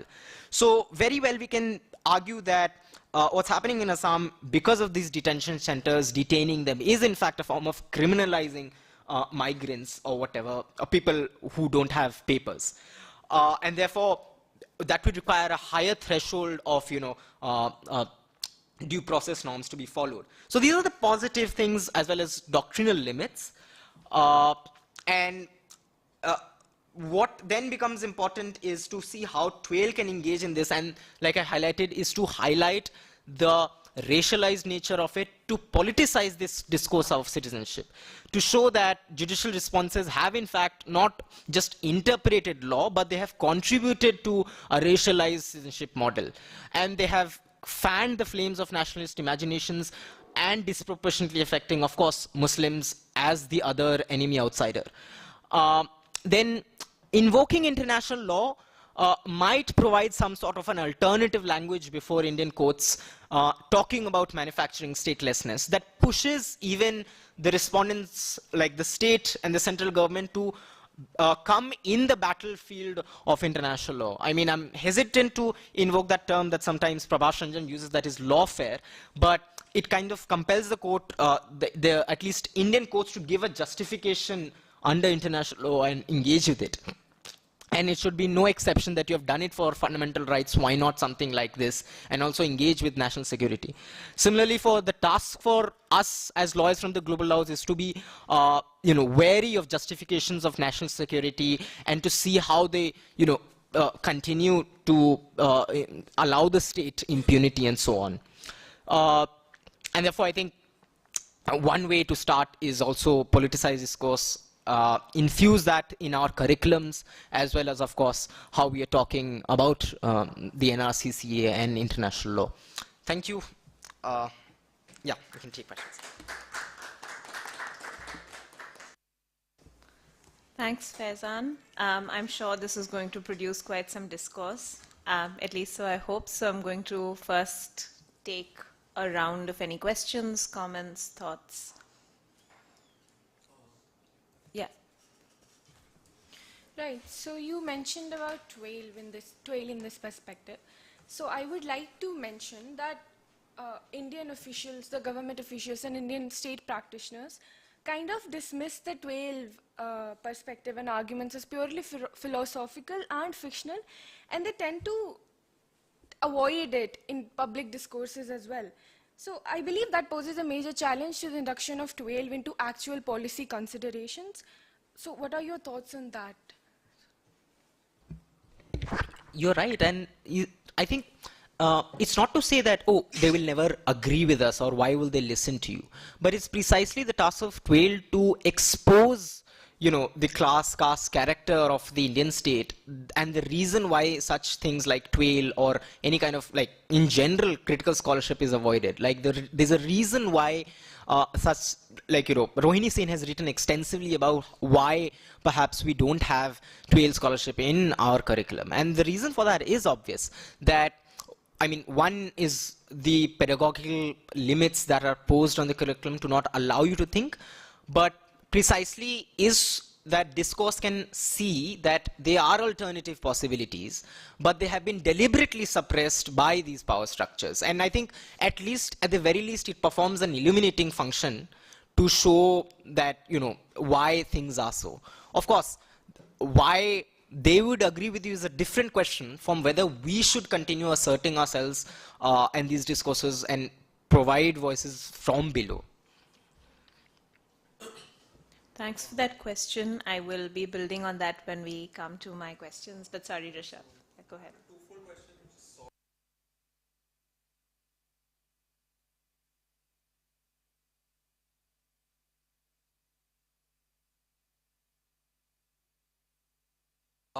Indian courts have gone down a completely different route where they have judicially incorporated international law into our jurisprudence in the absence of express parliamentary approval.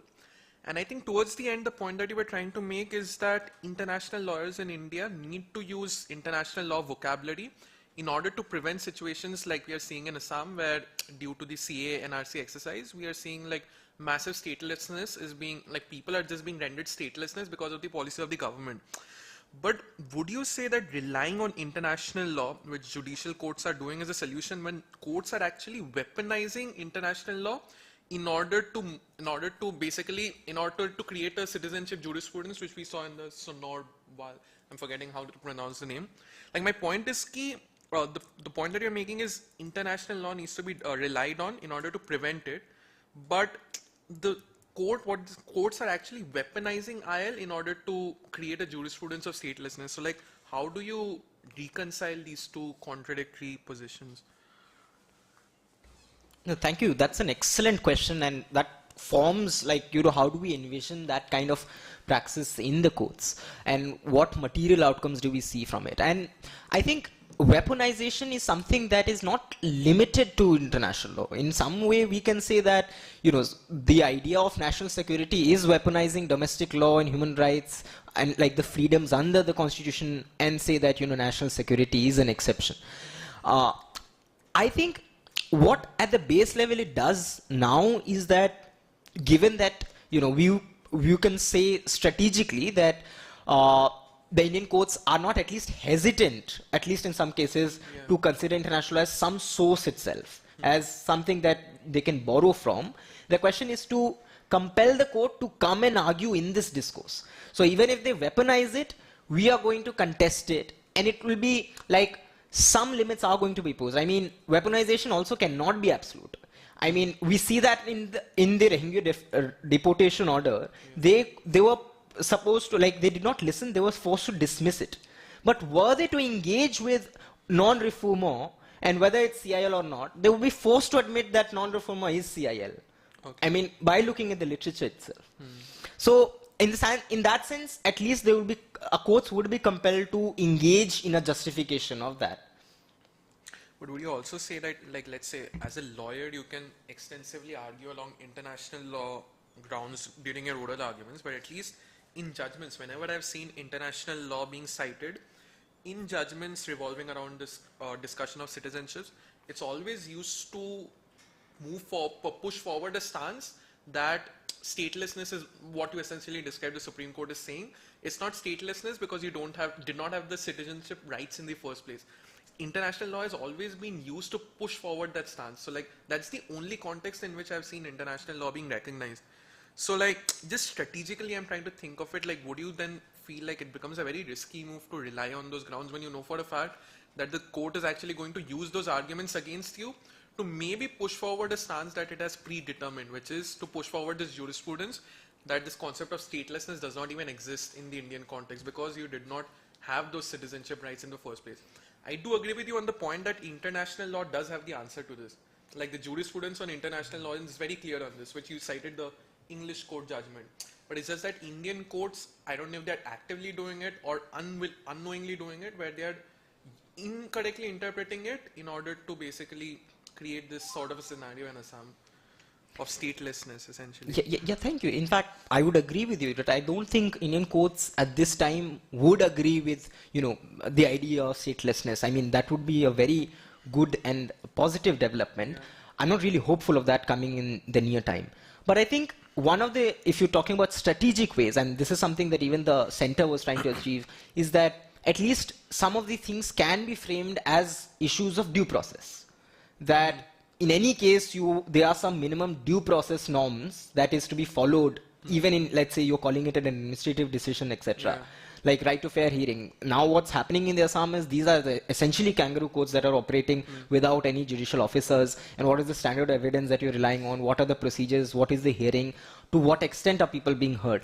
And in that sense, at least, maybe to expand even, decisions can be used for, say, okay, how do other countries rely on, say, determination of, foreigners or citizenship, because it's not just a purely domestic matter, but has a transnational character, and in that way you can make some arguments of due process. But yes, again, that will ultimately depend on how far courts are receptive. Yeah. Thank you for those questions. Yeah, Kush. Hi. Okay. Thank you, Faizan, for a wonderful presentation. It's very nice to see citizenship back on discussion forums with regards to international law and human rights. I'd come to my questions in a second, but I just want to make a comment about how Indian courts do recognize statelessness as a consequence and seek to prevent it. think the distinction to be drawn is between individual cases where an outcome is more individualized versus en masse citizenship, which again the state would not realistically admit to because of a bad reputation that it would project onto the international community. But I'm interested to know whether a TWAIL reading of this would sort of require an honest reckoning with the possibility of en masse deprivation of citizenship and the potential statelessness. My question primarily to you was, what would be a TWAIL reading of certain categories used by Indian law? So with reference to the 2003 amendment to the Citizenship Act, the phrase illegal migrant was introduced. So how would a TWAIL reading approach this in terms of categories of people which may not be very neatly put into different categories of citizenship, illegal migrant, or a foreigner for that matter? But also, how does a TWAIL reading reconcile itself with justifications of the state which are couched in a language of benevolence? So with the CAA, for example, the counter argument is that they're essentially providing refuge to persons who are minorities in another state, but they have some sort of an ethnic connection to India. So how do you counter that narrative of benevolence when the deemed benevolence is in fact leading to a larger harm, which again is visible but is not acknowledged? So your reflections on that, and congratulations. Thank you. Thank you so much, Kush. I mean, half of the things that are there are like our discussions that we had at the clinic, and I'm sorry for this marketing of the clinic. But I think this is a very important question, like how does TWAIL contribute to this? And something that I've engaged with in the paper itself is, I'm not using this as mutually exclusive, that either mainstream or TWAIL. I'm saying that the discourse needs to be expanded simultaneously. While what we're doing in Indian courts is a matter of strategy, in the sense, like, what we'd call a multiple consciousness. That in the courts, you're going to say, well, the laws are fine. We have a country that recognizes, we have a court that recognizes certain fundamental rights, international law, and these are not being followed, they're blatantly violated. While outside the courts, in the discourse, you're precisely trying to show the inadequacy of those norms, not just in terms of categories and definitions, but how the language itself can cause and further a particular kind of violence. Like you pointed about the benevolence of states in providing refuge. A TWAIL reading of categories, illegal, of course. The first response is that no humans are illegal. The idea of, not just in terms of technical definitions, but the thing that the onus of proving your citizenship, the fact that why is citizenship itself a category which gains or becomes a precondition for you to access certain rights, that you need to be, and this also features in, let's say, in the EU, many of the so-called World Bank arguments for saying don't engage in xenophobia, please take in refugees, is that look, you take in refugees, they will contribute to your economy. So the value of refugees' lives is reduced to their, productivity and how much they contribute to states. And look, states are going to gain certain economic advantages and so on. So one way is to call out. The third is, one thing that Professor Chimney has highlighted in his paper is that who are people writing about things like migration studies, writing about statelessness, writing about journals. And he's pointed in a very interesting survey. I think I'm unable to recall a website that does this. I think it's Berkeley. And they pointed out 90% of that are written by scholars who are coming from the global north, which are refugee receiving states. So where is the scholarship coming from the global south that are talking about, oh, what's happening and the causes for refugee and forced displacement in the first place? Like TWAIL has been engaging with, you can't keep ignoring how forced displacement is happening in Syria and so on. And that is like, from the Iraqi invasion and so on. So I think these are ways that you need to politicize it, and like Aishwarya said, they're calling a spade a spade. This is ultimately a pursuit of state to provide itself justifications. Again, like I said, this is about strategy. TWAIL reading can expand and change our way of how we look at the violence, the language and the violence caused by that language then. Thank you for that question and for that response. We have time for, I think, 1 or 2 more questions. Any other questions, comments, reflections? Okay, I will return to this after my questions then. I have 3 questions for you, Faizan, and I think they're partially connected, but also not so much. The first one's long, and it comes from the Twitterverse. And I don't know if you're aware, but for the past week, or a little less than that, this article has gone viral. And it's an extensive critique of the limits of what TWAIL can do. And it comes from a fairly renowned professor at Harvard who's worked with and against this method for a while. So I'm going to read out a part of it that stood out and is particularly provoking discourse. And the question is simply what your opinion on it is in the context of somebody who utilizes this method, but also in the context of your presentation for citizenship today. I'll read out short parts of it. How should we mobilize our skills? How can someone who wants to actually contribute to change do anything with this argument being TWAIL? I came here wanting to learn the tools to empower my country, my people. I thought this kind of scholarship is where I would find those tools. But this is just telling me that my country was colonized and that international law was used by those who colonized us even today. I don't need to be told that. There is nothing for me here. Goes on to an interview with a practitioner. Says Hassan was having a coffee in the delegates' lounge of the UN in New York. An international legal advisor for a Middle Eastern state, I asked him what TWAIL had contributed to his work and practice. He said, I never had the attitude that the law was going to save us. I knew that the law was the only tool we had. I know what international law is, and I know how it's used to maintain control over us. I want to know what we should do about it. Why is it only the positivists and the realists who are providing us any answers?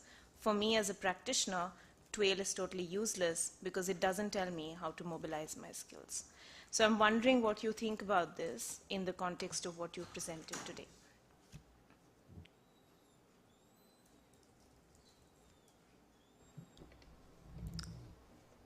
I think this is something that has been in my mind for at least the past 2-3 years where I've been engaging in it. Many of us, like, I agree that we come to law school. I mean, it's not just, I think one thing I must preface is that these feelings of, helplessness, that what am I doing by engaging with history, politicization of discourse, illumination, does it really help me? Is not limited to international law scholarship. I would say that on a larger, anyone who's doing any kind of critical pedagogy is faced with this question, oh, but what does it achieve? Why do we study feminism? Because the law is male. Why would they listen to us? What's it going to help? Similarly, post-colonial or any kind of scholarship that is engaging critically. And what does it do for us? Because you think that, or especially people who are very much concerned with social justice, coming from marginalized backgrounds, rely on such language with the hope, and then they realize maybe it's perhaps doomed, I think one is to understand that perhaps the idea is not to realize that maybe these things are not to be overcome, but to grapple with, given that you see that they, what some people would call a profound paradox, or living in a world of complicity and so on.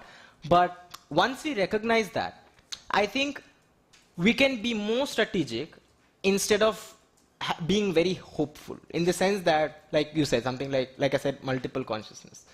These are things like most people who are engaging, I would say, like in feminist lawyering and so on, and strategic litigation. I don't think any one of them thinks that I would go and argue feminist scholarship before a court, or I would go and throw some, McKinnon or throw some chimney at them and they would agree with me. But because now you're able to have a more enriched conclusion by the sensitivities you have developed, because in law school you're taught that no, it's actually right, rough doctrines, etc. You need to be rational. but because perhaps now your conclusions are not motivated by that rationality, but by something just because you feel for it, or even if you're called a collectivist or not. Now you're trying to rationalize that and now thinking only in strategic terms, seeing the law as a tool or as an instrument where you can further your agenda. And then you see the law as a site of contestation and a resistance, and you see those possibilities, and not simply as a place of hope. I think that's a really interesting answer. I mean, as somebody who knows where my methodological leanings are placed, I think it's interesting to start thinking about the legal academy as a place where this fractured discourse can possibly actually produce an alternative way of thinking about the outcomes law school is meant to think about. And for those I've taught jurists too, this is something we do when we think about the law school space. To keep it short so we have time for the reflections, my second question, and this comes from my recent work, because most of my law school life and thereafter, I was enamored with international law, and most of my work was around international law. And gradually, as I've come to be given the opportunity to do some family law work, I've started reading a lot more of that scholarship. And recently, one of these books that I came across was Soumya Saksena's Divorce and Democracy, in which she's looking at ways to bring together constitutional law and the family. And I think that book, for the first time, made me sit back from being enamored with international law and think about, what if it's not the only potential subversive discipline? What if we have other alternatives that are perhaps more proximate in vocabulary and understanding to what our officials would find more palatable? And that's essentially what Saksena's arguing. She's essentially telling us that because the family has always been the only other institution that the state is interested in both controlling and securing legitimacy from, it's a place where we can actually have subversion without as much constant worry about reposal of faith. So I think that's where my question comes from, as to why you particularly repose faith in international law over these other potential subversive areas. So I think one is not to see it as the only site of subversion.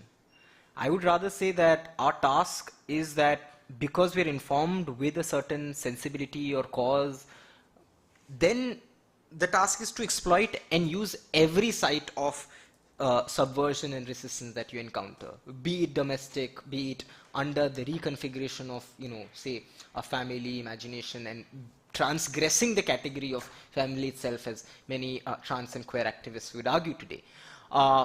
And that is one way. When it comes to, like, say, international law, again, I'm not saying that I see it only as a site of subversion. I would say that our task is to make it as a site of subversion, because if we don't do that, then is to make international law and seed away ground for more interest of, imperialism, neocolonialism, and so on, and those structures that continue to this date. So the idea is that, will you stand and participate, or will you be that person who does not want to participate in it? The third is to recognize at the end of the day, in very limited situations like the NRC, they can provide some minimum standards where there's some minimum consensus, even if the contents of that norm maybe continue to be debated. But as long as you can show, and I would say that international law today largely has more purchase than, let's say, it had 50 years ago.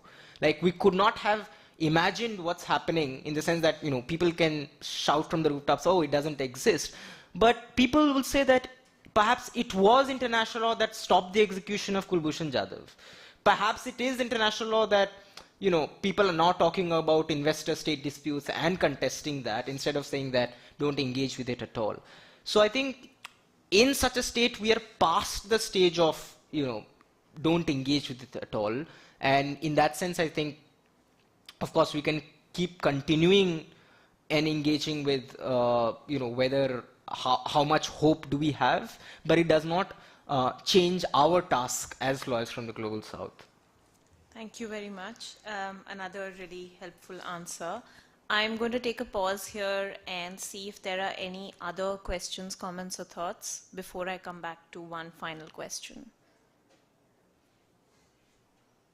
Okay, so I think there isn't. My last question's short, and because we're running out of time, I'll encourage you to keep your answer short as well. This is something I grapple with, which is why I'm wondering how you grapple with it. As scholars in international law who are at points saying that the vocabulary of IL is emancipatory in a way, or is victorious in a way, in ways that domestic law doesn't already have or cannot do. Given that we know the imperial underpinnings, the masculinist underpinnings of the vocabulary international law has used and continues to use, it's not a genealogy it can be removed from. It's a past that it continues to interact with. I'm worried and wondering about how you as a scholar work through your dilemma of, in this presentation in particular, talking about the existent vocabulary that IL has in ways that domestic law doesn't have, when it also at the same time has this history of violence and oppression, both active and insidious, that continues until today through that very same vocabulary. So how do we reconcile that and ethically produce scholarship even then?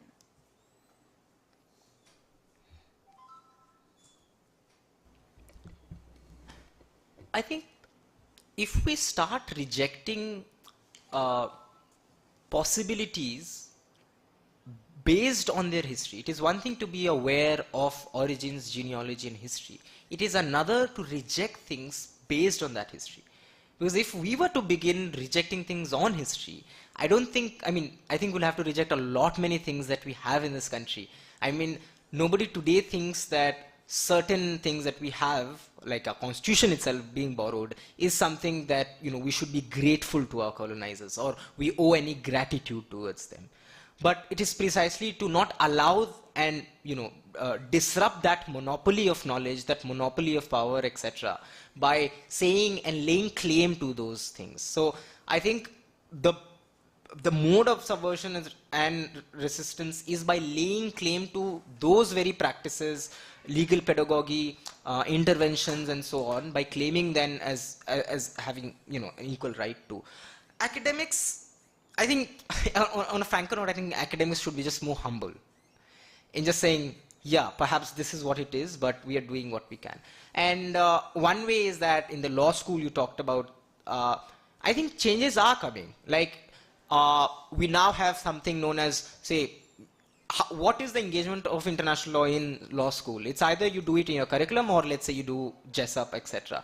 Now there are talks where you would want to imagine a disruptive moot court or a TWAIL moot court. How does that inform, a student's, sensibilities at the birth of when international law is fed into them in their minds at that stage? I think some things are happening, and of course, it's going to be incremental. It requires a larger movement, and the focus then should be about building this movement as a whole, and not just about relying in quotes, etc.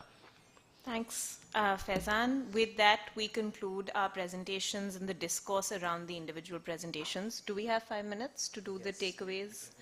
Okay, so I'm really hoping you will actually participate here. What did you think of the ways in which these different discussions work together, work against each other? What is it that you essentially take away from this panel as a participant or presenter? Yes, we can start with Aishwarya.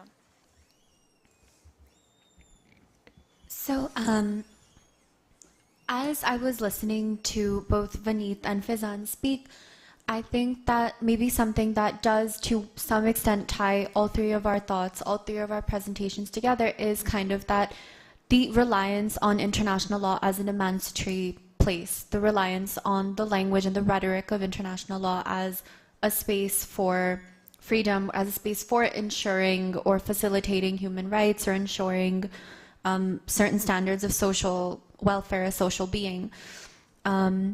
So on a more basic level, I would say that that's maybe what stood out to me the most with reference to this panel. And I think what I can take away from it on a personal note, because a lot of my research interests are around genocide and locating intent and trying to move away from the objectivity that law generally requires, but I think that international law can sometimes require at an even higher threshold, how you can disrupt that that reliance for objectivity that can sometimes lead you to violent conclusions, how you can infuse that with something more and maybe lead you to a better place than where that objectivity can lead you initially. So yeah, those are my takeaways from the panel.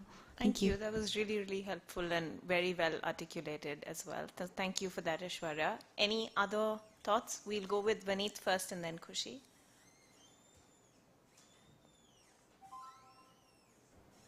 Yeah, and what I feel after all the discussion was that the major discussion or the discourse was around the enforceability of the international law and how the domestic law could perceive it. Like the major point that was made was that international law is being recognized, but it's not as enforceable as it should be. So the enforceability, if could be higher, could have a more inclusivity and could have more freedom. Yeah. Thanks, Vaneet. Again, a very helpful, productive observation. Khushi, and then anybody else who wants to go. Right. So most of the points I wanted to say were already covered. Thanks to Vaneet and Aishwarya. I just want to say that what I have gotten from this is that there's a very urgent need to use the vocabulary of international law in domestic discourse of India. I believe we are at a very breakthrough moment. Either we make it or break it. So, and that would be my consideration for my own presentation as well. So I think that's a very major point. Thank you, and all the best for your presentation tomorrow. Abhijit, of course, please go ahead. In very honesty, part of the reason we thought of this conference in the first place was some dissatisfaction with domestic law. And at the same time, like, we are not amiss of the cynicism that we attach to international law, like all of the doubts that have arisen today from many people, from our moderator. These are things we struggle with on a daily basis. And therefore, we felt it was our scholarly responsibility, as all of you have reflected, as in, what is the point of this? Is this purely an academic exercise? If so, then perhaps that has some utility, but can it be something more? And what are the limitations of any such exercise for that matter? And all I can say is that I'm very happy that all of that surfaced very organically on its own, and it is a common thread that ties all of your presentations together in my understanding of it, where you are not treating international law as any panacea or as something that can be a be-all or end-all. There is doubt. You understand where it comes from. You understand it has problems, but so does domestic law. And I think as lawyers or as law students, the ability to detach ourselves from it and to ask ourselves, okay, how do we use this? What is the end to which we use it? And what are the problems in potentially using it? Those are very important questions to ask. So I'm just grateful that it all came up today. Thanks, Abhijit. I think that resonated most closely with my personal takeaway from this panel as well. I think what was really astounding was that as young as you are in law school as undergraduate students, I think this was a reimagination of IL without utopia. And I think that's really important, particularly given that the work that all three of you did in some form or the other is at the periphery of the discourse that we regularly see in international law, whether it's methodological, whether it's the communities whose voices you brought to the fore, whether it's the kind of framework in which you operationalized your application of IL, in the way that you thought about actors and their subjectivities. I think in all of those ways, this was a grounded imagination of IL that presents what I think Faizan was trying to get at in his presentation as well, that it's a real possibility. It's not out there as an impossibility. And I think that for me is something that I wouldn't have seen as a student back in law school. So it's astounding that you've done it so early on. I wouldn't want to close with me, so if there are any other final thoughts, we can take them. Otherwise, this was a very generative I just want to say that in our law school, we have had the benefit of having people like you. So there is always that caveat. I'm flattered, my day is made. Kush, let's go. Yeah, I don't generally do this kind of reflection, but since the Robert Frost quote was mentioned, I was taking a course on citizenship and migration, and there's actually a wonderful quote by Frost which says, "Home is a place where when you go, they have to take you in." And while it's connected to a citizenship aspect, in some ways it's also interesting to think about it in terms of just conversations around international law and its actual praxis-based relevance, because it doesn't necessarily seem to have that sort of a home or a foothold as such. But in our own ways, as we try to struggle and ensure that that language is in fact adopted, recognized, and engaged with, we're also still sort of, through this conference, trying to provide a home of sorts where such conversations are happening, despite the issues with its effectiveness, implementation, whether it has relevance anymore. I think the whole idea is that conversations around international law will have a home around certain scholars with certain minds, and those will continue to have some sort of relevance regardless of how decision making at an administrative or a governmental level actually play out. But the idea is that this is perhaps the starting point of a conversation where you can sort of start to project this kind of language onto tangible decisions and to sort of ensure that capacity actually becomes more stronger in India. So that's been my takeaway. Thanks, Kush. And I think that's the perfect note to conclude the panel on. Thanks to JFIEL for organizing this, and thank you for having me, and congrats to Aishwarya, Vaneet, and Faizan.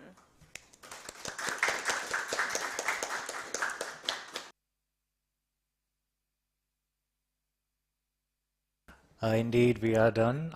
So this was today's last panel, and I want to see, it's been an intense panel, might I add, much more intense than I was anticipating. So I think it leaves us with a lot of room to think about.